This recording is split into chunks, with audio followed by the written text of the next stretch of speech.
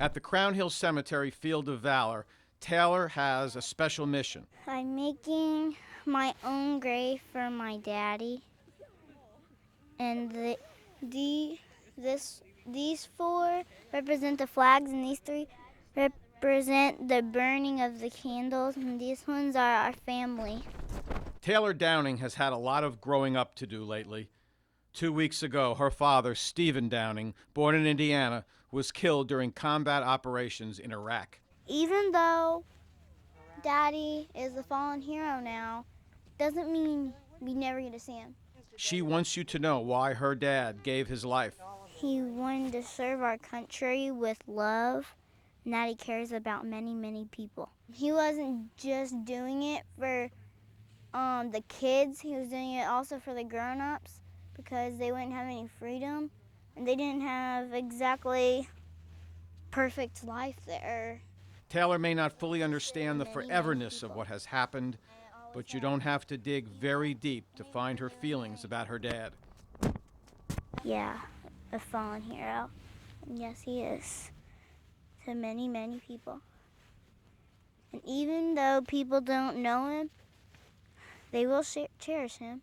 Stephen Downing also left a son behind, 5-year-old Hunter, who may not remember all that has happened this week. Okay.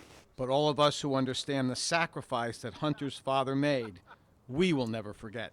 On this Veterans Day, I'm Dick Wolfsey.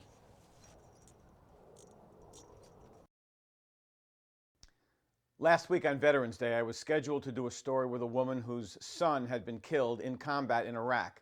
When I reached Crown Hill Cemetery, I realized that the woman's story had been already told several times on several stations in previous days.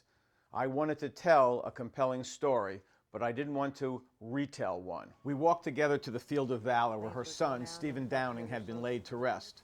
Alongside her were her 2 grandchildren, Taylor, age 9, and Hunter, age 4. Okay.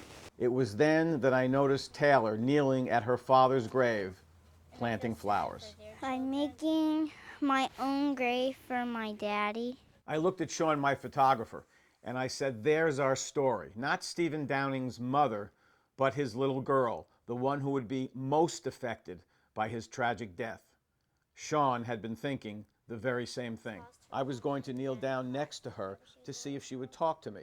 No, said Sean, just leave her be. Let her talk about her father. My dad is a fallen hero. I bristled at that direction. What right did a 26-year-old photographer have to tell me how to do an interview?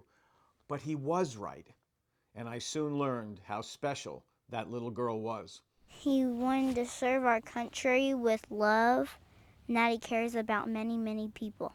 A good interviewer knows when to talk and knows when to be quiet.